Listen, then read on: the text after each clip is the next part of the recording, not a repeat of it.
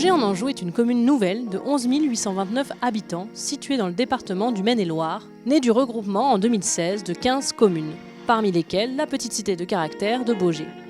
Depuis quelques années, d'importants travaux de restauration des édifices majeurs de la cité ont été menés. Ces campagnes s'accompagnent de réflexions sur l'usage de ces édifices, avec un souhait permanent de placer ce patrimoine au cœur de la vie quotidienne des Baugeois.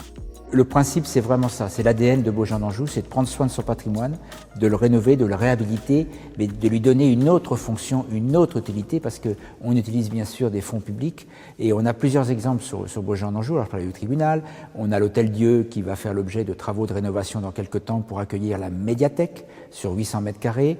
Nous avons la prison, l'ancienne prison, le centre de détention qui a été transformé en salle polyvalente et en centre culturel avec une salle de spectacle. Le château, construit par le roi René, 1451, qui a fait l'objet de travaux scénographiques pour permettre aux Baugeois, mais aussi aux touristes du Maine-et-Loire et d'ailleurs de venir le visiter.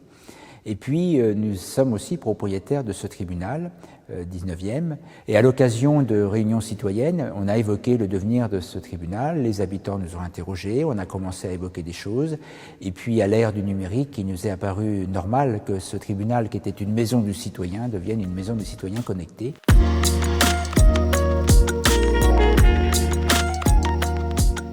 Mais avant de transformer le tribunal, il faut d'abord le restaurer. Celui-ci étant resté inactif et inoccupé pendant une vingtaine d'années, d'importants travaux s'imposent. C'est vrai que le tuffeau, on va pas être chauvin, mais on va dire c'est la plus belle roche utilisée en France. C'est celle qu'a donné les châteaux de la Loire, on en est sûr. Mais c'est en même temps la plus fragile. Le diagnostic global a été fait et pour savoir où on voulait aller, mais c'est vrai que de restaurer l'enveloppe, c'était incontournable pour pouvoir redonner une utilisation au bâtiment. Suite à la salle des pas perdus, on a cette salle d'audience et on entend audience, rien que la voix comme les portes, ça résonne bien. Celle-là, elle va être restaurée fidèlement.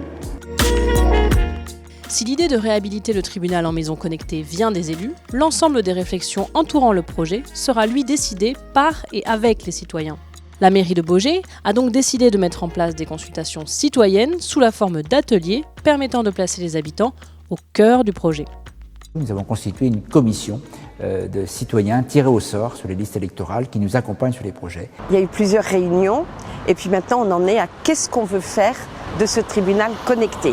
À nous de réfléchir pour que ce tribunal soit le lieu de rendez-vous de tout ce qui est Internet. C'est une bonne école même pour un élu qui peut avoir tendance à trouver une réponse. À un moment donné, quand la réponse est différente, il faut retravailler avec, ça remet en cause. Quand on est élu, en principe, c'est pour le service commun, donc à un moment donné, si on le fait avec les autres, c'est encore mieux. Les rénovations intérieures et extérieures devraient prendre environ 3 ans pour une livraison du bâtiment courant 2025. Le projet est accompagné financièrement par la DRAC, la région, le département, mais aussi par des mécènes comme le Loto du patrimoine de la mission Berne. Et à cela, il faut ajouter également les participations des Baugeois, des citoyens qui donnent à la Fondation du patrimoine, ce qui permet petit à petit d'augmenter la part du privé. Donc c'est un projet assez lourd, mais qui est nécessaire pour doter la ville d'un véritable espace connecté. Toutes les petites cités de caractère mettent l'habitant au cœur du projet patrimonial.